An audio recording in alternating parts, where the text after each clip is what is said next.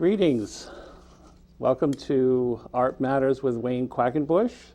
My name is Wayne Quackenbush, and I'm the president of the Portsmouth Arts Guild, which is located in Portsmouth, Rhode Island. It's a gallery that specializes in showcasing local artists. I also have a place in Newport where I show local work. And today we have the opportunity to interview a sculptor. He's actually a wide-ranging creator, a visionary possibly. And his name is Tim Hetland, and he's the man behind Skuteundfish. And when I thought of one word to describe Tim, the word that came up was maniacal, because he's a man of relentless energy, and he gave me one of his stickers here, and he describes himself as one man's crazy ass journey. So Tim, welcome to the show. Hi, Wayne. Thanks for having me. We're going to talk about a lot of subjects today, but I wanted to share the first time, or let's say times, when I met you. You were trying to get some of your work into the Guild's gallery shows, and we had a couple of mishaps when the people who were doing intakes were a little put off by some of the things you were bringing in. You were bringing in rather large pieces, maybe 3 feet long, maybe as wide occasionally, and some of them had sharp edges, and there was some concern about the possibility of someone falling and getting hurt on your work. So I basically went to bat for you and made all sorts of appointments to gently ease you in, because I recognize the value of what you do. And you've been associated with the Guild and other places for a few years now. And I'd like to start off with you telling us about the origin of Skuteundfish. Well, first off, I don't think I was too hard on bringing my pieces into the Guild. I mean, I think people overreacted a little bit. Maybe it was different. Maybe it was something they haven't seen, and being, stone and metal, yeah, it can be a little intimidating. I've kind of expanded, made softer pieces, and continue to do so. The Skuteundfish actually happened 4.5 years ago, and I was doing heavy construction, putting up commercial solar, and I took a fall, and I broke my knee and dislodged everything, and went to do the 9 months of physical therapy, to which didn't work. Then I had the surgery. Then I had 9 more months of physical therapy.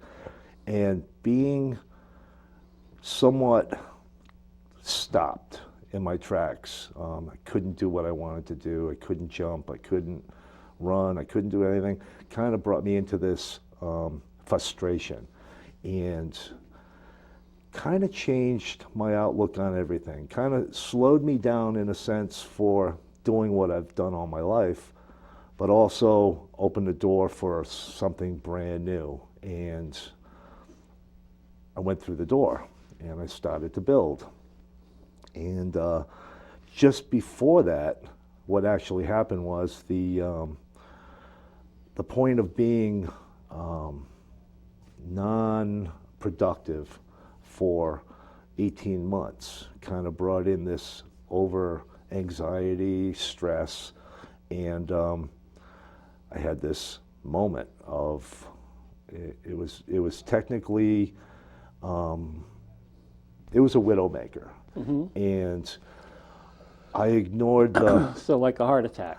Pretty much, Yeah. yeah. But it would have been a lot faster, a lot quicker, a lot painless. But it came in multiple times to where I ignored it. And I kept ignoring it because I didn't really want to bring my wife down with it and this and that. I'm thinking I'm gonna shake it off. But I didn't. And one day I just kind of knew, and I told her, I said, honey, keep your phone on. I think I'm gonna have a bad day. And sure enough, within 2 hours, I was in Miriam Hospital. And didn't really set in to where, I was kind of, watching the view, watching everything going on, this and that. And then for 1 second, I noticed that everybody in the room was extremely upset, was extremely, concerned. And that's when it hit me right there. And I remember looking out the window saying, wow, this is how it's going to end. This is the end of a chapter for me, my final chapter.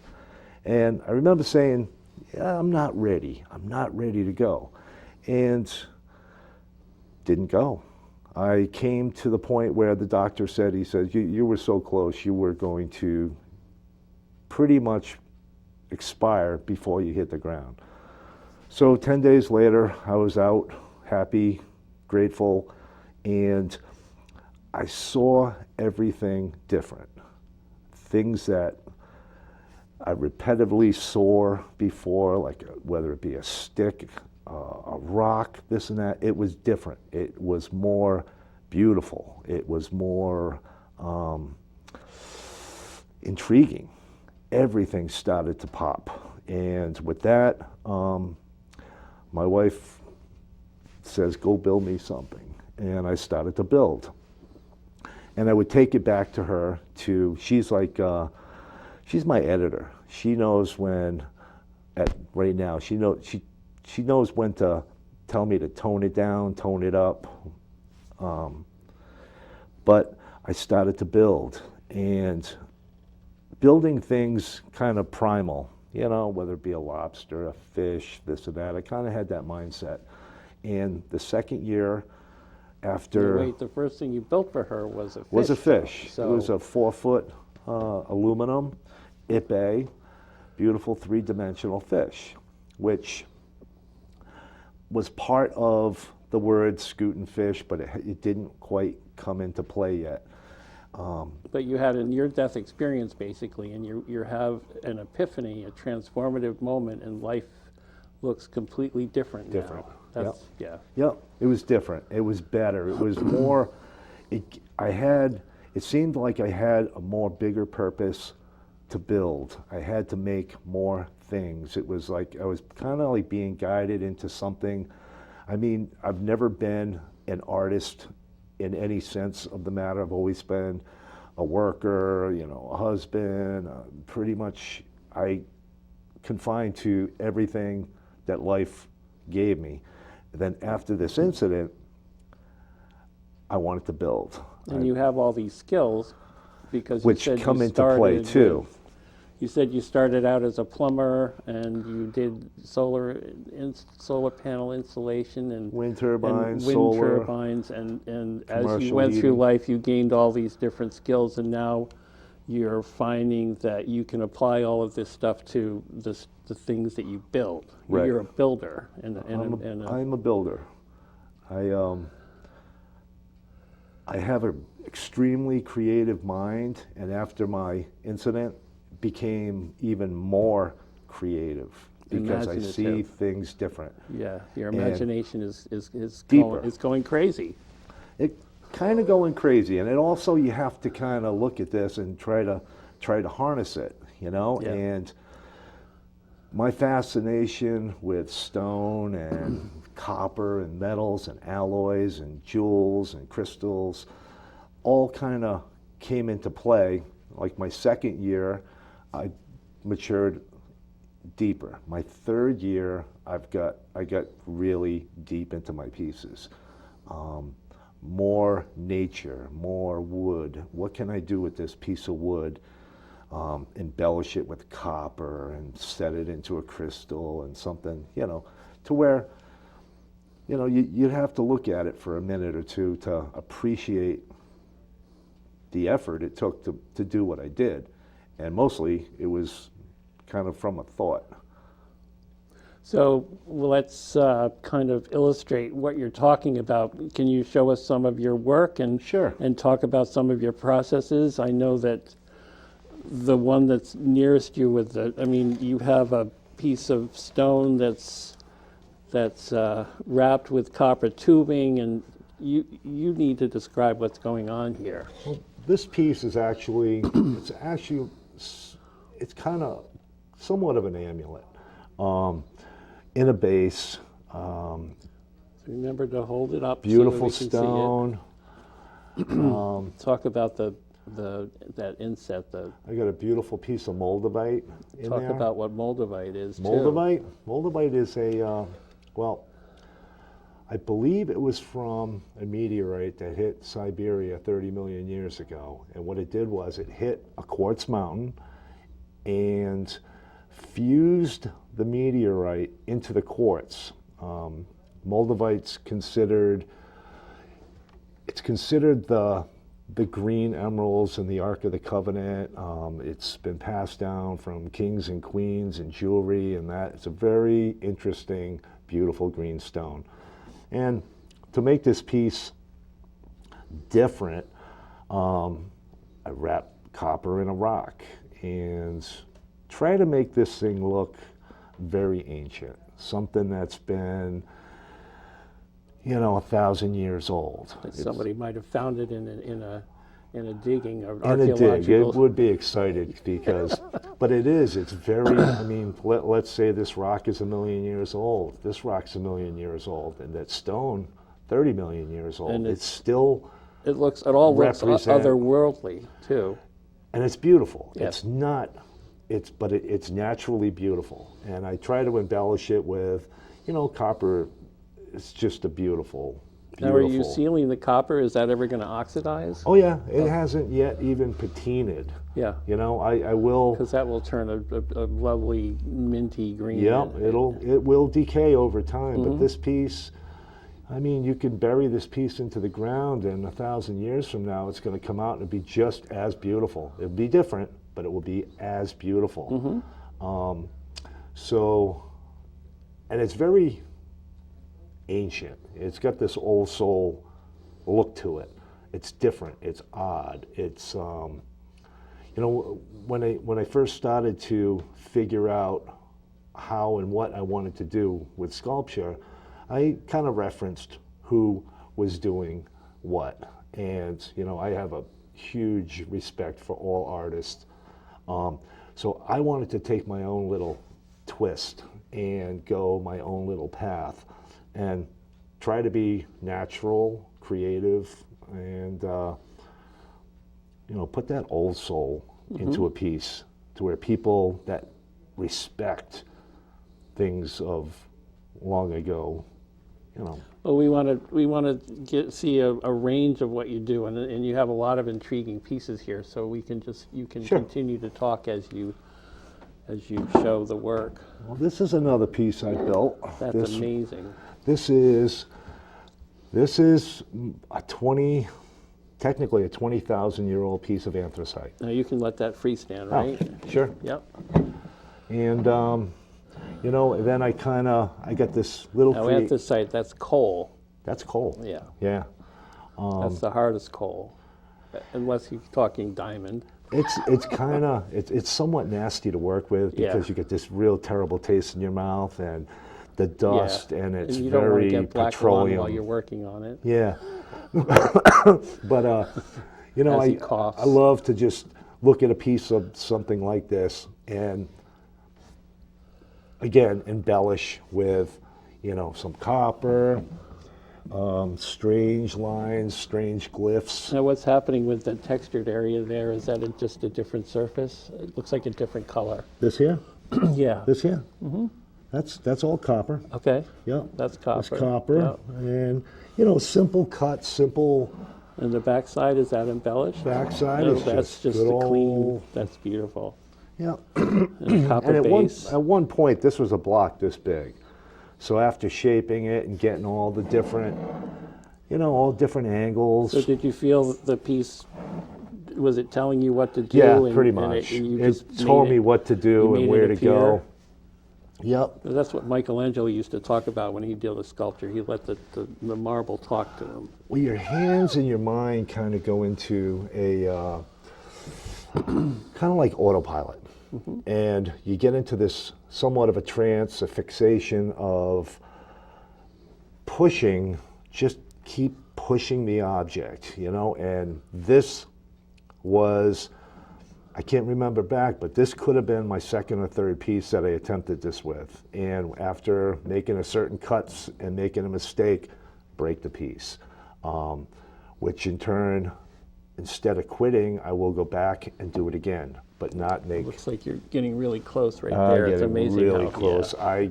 I've gotten You don't want to drop the- that piece. Well, when I've cut marble, I've also taken it right to the maximum. And knowing when to stop is, it's, I'm intrigued by that piece with the chain. It looks like you got it from the bottom of the sea. this chain, Like kind of like barbed wire or something. well, this is actually it's actually a copper coil. Uh-huh. Oh, all right. that So that's I- been, Yeah, it's just another piece. you've stressed it. I stressed it with the torch. Yep. I pretty much blistered the copper, broke it open with high heat and a real precise flame without separating it. And I kind of like to put pieces on this. And this is an old piece of driftwood. And then again, I embellish it with copper, put it on a stone. And this, Did you melt the copper onto here, or is that it like? kind of goes in there. I got this little technique I use, and I fuse it in, and I kind of, that is somewhat of an epoxy base, Okay. So And that acts as a sealant too? yeah, that's going to keep it in there for a very, very long time. Yep.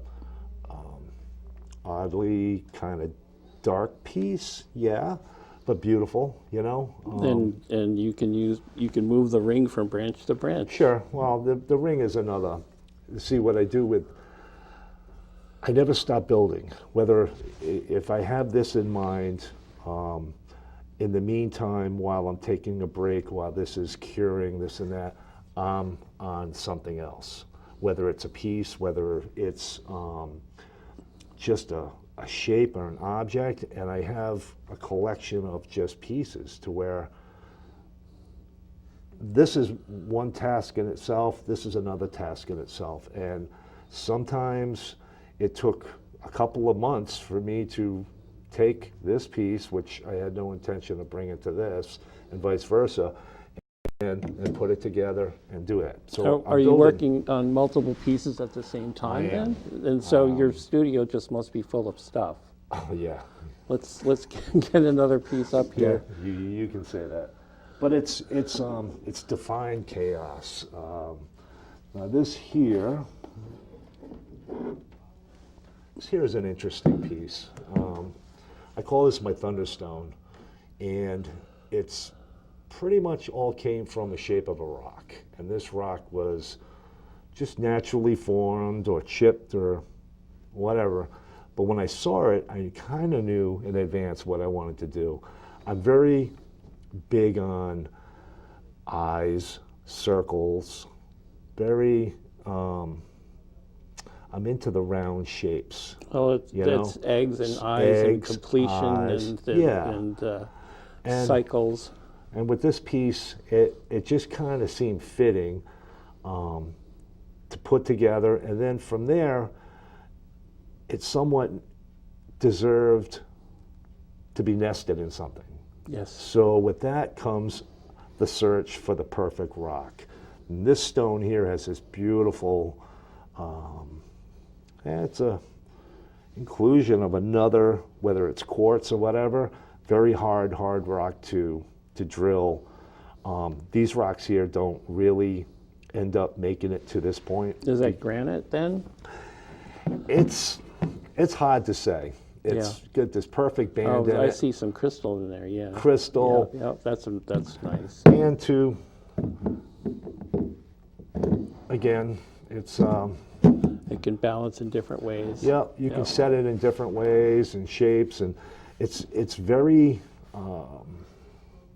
looks very old, looks very ancient, very like someone a very, very long time ago. And I've always had the thoughts on, you know, as I'm building something, what if I buried this piece? What would be the person's expression when they find it, you know? And I've actually done that amongst Aquidneck Island. Oh, so you're doing like an art abandonment project. I have a group of friends who visit my shop, and I build heads. And we deploy. We have Operation Head Deployment on Aquidneck Island. And right now I think there's 13, maybe 12 heads deployed in cliffs. Oh, this is intriguing. I haven't heard about this. So I don't tell everybody about this. But You're telling a lot of people now. We put them into cliffs, into stone walls, and we bury them and tuck them in there, and they face out. I mean, if you have a very, very keen eye, you will stumble upon these. And if you find it, it's yours. Wow. So we kind of do You this don't advertise that on your Facebook page. Yeah, no. I mean, I respect all nature and, you know, property and all. But it was just one of these things because, I mean, art is supposed to be fun, you know, and I mean, to build the art for me is the fun part. Now, once I take a piece, you know, similar to this. Well, let's get Sure. more because we're actually getting close to the end. Okay, well, here's another old school, kind of a very ancient piece, totem, kind of a little Stonehenge-y, but, you know, I think it's kind of a tasteful piece. I mean, it has all the elements. Well, you talk about how Skuteundfish is from your Scandinavian heritage, and a lot of this stuff looks like it could have been from, I don't know, Vikings from outer space, possibly. That kind Possibly. of thing. Yeah. I like the old school. Now with this, at one point I cast. I wanted to do something different, okay? And I love to melt metals, and some metals work nicely with other metals. Some take far more intense heat. But this here is copper and yellow brass, and it's bonded with silver. So what I do is I take and I make an ingot, and I'll heat this thing for, you know, 3 to 4 hours, and I'll cool it quickly, and it gives it a texture, it gives it something unique, and there's never two of the same type. Right. And then I will kind of build it into a ring and put this ring onto something. And I built 12 of these rings, and, you know, a beautiful piece of wood. And this actually is, it's actually a wall hanger. Oh, wow. So we can hang it on the wall. And you can bring it to your temple, you can bring it, you know, it just represents where I'm going and what I want to do. And these are the smallest of my pieces. I mean, I really am going to set the next few years, I'm going to really challenge myself and build much bigger pieces. And yeah, I know you built some environmental stuff that are as large as a room.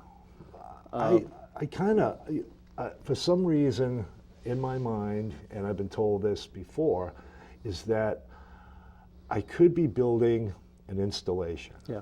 And that would be interesting, because that's one of the reasons why I'm so, you know, non-pushy about selling my art. You know, I love to collect it, but it also gets in my way. It costs me money to store it, this and that.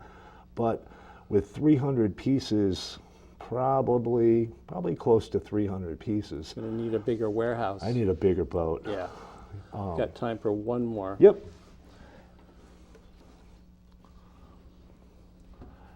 And this is simple. This to me is kind of just a simple simple beauty with, you know, modern Oh, day. it's almost like a toy. Yeah, it's like a toy. It's an eye poker, and this is this is what you can consider dangerous at the Guild. Right. But I mean, that's only if you fall into it, and you know. Right. But it's not by any means, you know, threatening. No, It's of course not. No. But it's simple. It's just what you can do with, But you know. you're challenging people because people aren't used to having things like that in their Well, environment. that's what art is about. Well, that's exactly. the whole. Yes. And that's why I go to bat for you and No, do I all like that you. good stuff. I've always connected with you. I appreciate you. No, this you is know? this is fabulous. And you know, and then, you know, I mean, this here, my wife looks at this as the finished piece. She knows where to bring closure to me and an object, and I see this as a headpiece of something bigger. Yeah. I just keep, and that's why I keep building all these small, medium, large, and now, you know, kind of fairly impressive size things. You know, so where I'm moving around, and I have to build it smart. I have to build it in 3 pieces because I have to transport it. Right. Whether I'm going to show it or not, if somebody's going to purchase it, I have to ship it. So I have to build it smart. Bolts, I have to kind of you know, engineer it in a sense. And yeah, I'm kind of having fun with it. Tim, I think that we've come to the end of our journey for right now, and I really appreciate you coming by. Wayne, and thank you for having me. Welcome back to Art Matters with Wayne Quackenbush. Today we're going to do something a little different. We're going to have a brief introduction to a couple of the crew. Today I have my intern Michael Roche from the East Bay Met School and my temporary intern Jason Bamford, also from the East Bay Met School. And just wanted to let people know that it's not just me working on this show. And Michael, Jason, say hi to everybody and talk a little bit about what you do. All right, so my name is Jason. I have worked with Mike on the camera and directing of this show, and basically it fits in with my project because I'm interested in learning more about filmmaking and directing.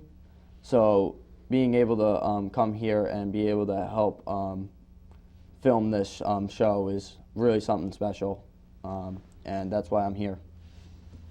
And for me, it's a great opportunity to be on this show because not every day you get to be on a TV show with your mentor. And I get to edit the whole episode for YouTube, that we put all the episodes on the YouTube channel, Art Matters with Wayne Quackenbush. It's really fun. And I want to thank you both for all your help. You've become indispensable. I wouldn't be able to do this without you. And again, the YouTube channel is Art Matters with Wayne Quackenbush. Look it up online. And that about wraps it up for another episode of Art Matters with Wayne Quackenbush. Thank you all.